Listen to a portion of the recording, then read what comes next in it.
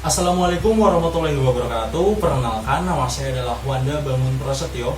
Saya adalah mahasiswa Teknik Industri di Universitas Mercu Buana Bekasi. Pada kesempatan kali ini, saya mendapatkan tugas dari mata kuliah Perancangan Sistem Keandalan dan Perawatan untuk menerjemahkan sekaligus menerangkan sebuah jurnal internasional mengenai implementasi Total Productive Maintenance. Seperti apa ulasannya? Silakan simak video berikut.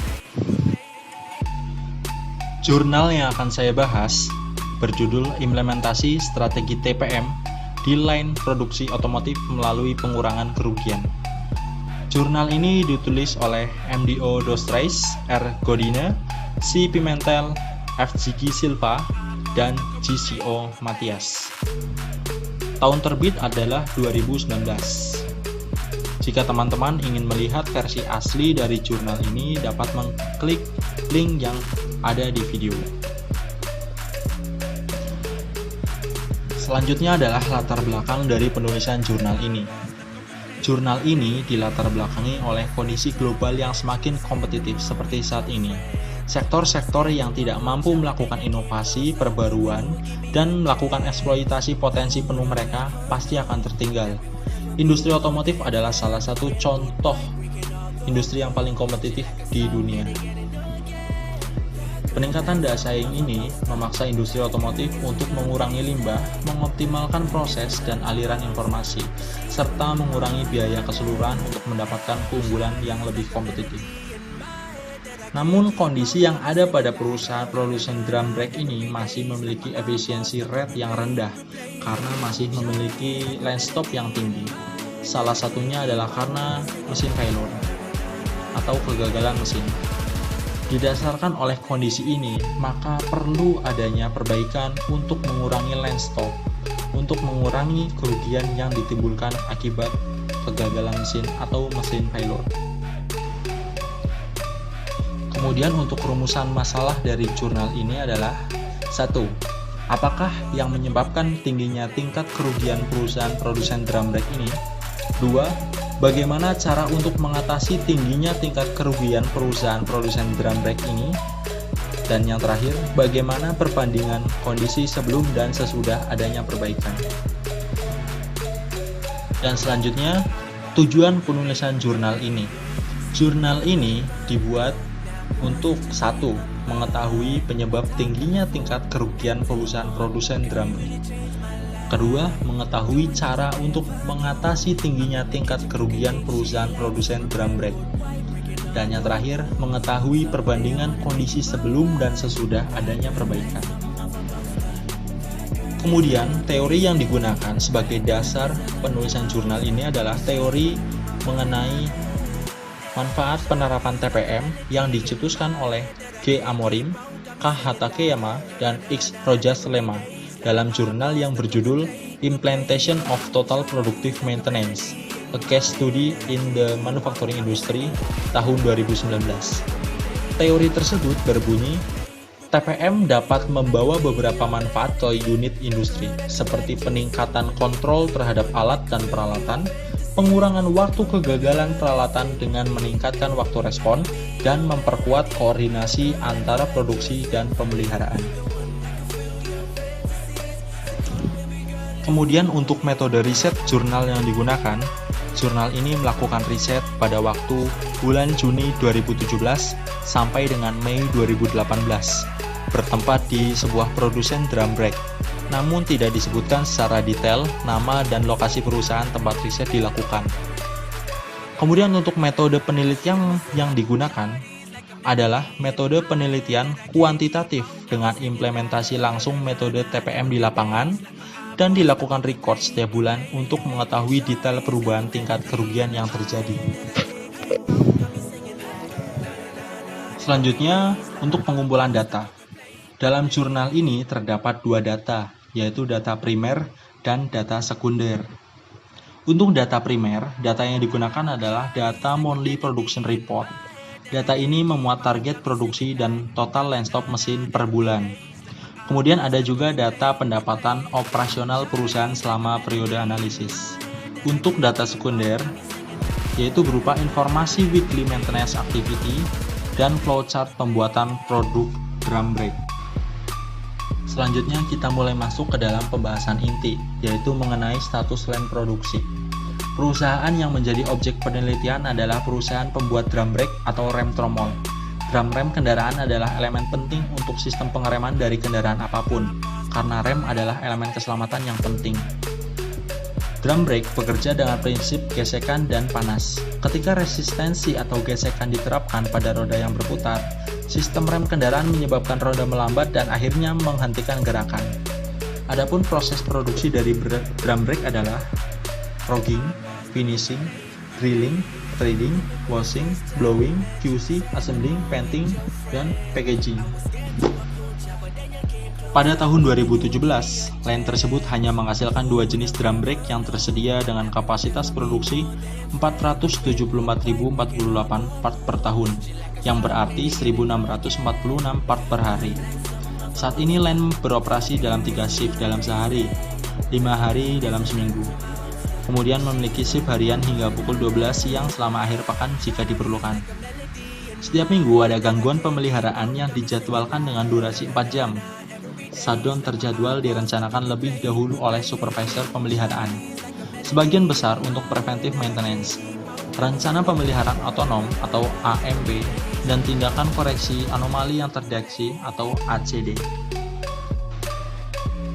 Kemudian untuk analisis kerugian ini bertujuan untuk lebih memahami masa lalu dan mempersiapkan masa depan line produksi dengan lebih baik, serta memungkinkan berbagai sektor untuk mengidentifikasi tindakan yang harus diambil dan apa yang diharapkan dari masing-masing sektor terkait dengan perbedaan jenis kerugian. Pada gambar tersebut disajikan distribusi kerugian per penyebab gangguan dalam periode analisis. Dari grafik tersebut dapat dilihat bahwa mesin failure atau kegagalan mesin menyebabkan kerugian tertinggi. Selanjutnya kita berbicara mengenai pendapatan operasional dan pendapatan non-operasional. Pendapatan operasional adalah ukuran yang memungkinkan untuk menilai seberapa banyak pendapatan perusahaan pada akhirnya akan menjadi laba dan dinilai sebagai berikut. Pendapatan operasional rumusnya adalah pendapatan bruto dikurangi biaya operasional. Dari grafik tersebut menunjukkan bahwa machining line A dan assembling mengalami penurunan OI selama beberapa bulan. Sekarang mari kita lihat grafik penyebab penurunan NOI atau non-operating income. Dari grafik tersebut dapat dilihat bahwa mesin failure menjadi penyebab kegagalan tertinggi. Selanjutnya adalah mengenai analisa kegagalan. Pada gambar 4 disajikan grafik analisis jumlah kegagalan pada mesin drum brake selama periode yang dinilai. Pada grafik ini menunjukkan mesin dengan kode 2239 menempati ranking tertinggi dengan nilai 25 jumlah kegagalan selama periode yang dinilai. Pada gambar 5 disajikan grafik analisis waktu line stop dari kegagalan dalam mesin drum brake selama periode analisis.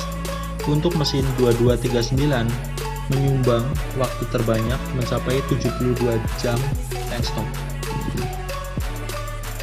Selanjutnya kita masuk ke dalam pembahasan mengenai perbaikan dan analisis hasil yang diimplementasikan. Pada gambar 7 dilihat perbandingan NOI antara periode awal Juni hingga September 2017 dan April. Semua tindakan dilaksanakan pada akhir Maret. Diusulkan bahwa perbandingan harus dilakukan antara periode awal dan April. Gambar 7 menunjukkan perbandingan antara rata-rata periode analisis bulan Juni hingga September 2017 dan April 2018, di mana sudah dimungkinkan untuk mengamati operasi line dengan semua tindakan yang diusulkan sudah sepenuhnya dilaksanakan. Dari grafik gambar 7 dapat dilihat bahwa titik fokus kegagalan mesin telah menurun yang merupakan faktor positif. Penurunan yang diamati mendekati 3,5% hasil positif yang sesuai dengan tujuan rencana. Untuk pelaksanaan tugas-tugas rencana preventive maintenance perlu untuk memiliki kontrol frekuensi untuk memverifikasi apakah tugas AMP atau Autonomous Maintenance Plan dan ACD atau Defective Anomaly Correction benar-benar dilaksanakan. Selanjutnya mari kita lihat pada grafik yang disajikan. Grafik tersebut menunjukkan bahwa dari periode analisis hingga bulan Maret 2018, ada sedikit osilasi selama berbulan-bulan, tetapi tujuan meningkatkan OI tidak tercapai. Meskipun beberapa tindakan telah dilaksanakan, masalah baru terjadi yang mencegah perkembangan proyek yang sehat. Setelah intervensi mendalam di LAN dari bulan Maret, masalah ini tidak ada lagi dan hasilnya mulai terwujud seperti yang dapat diamati. OI dari bulan April telah meningkat tajam sebanyak 15% dari bulan sebelumnya.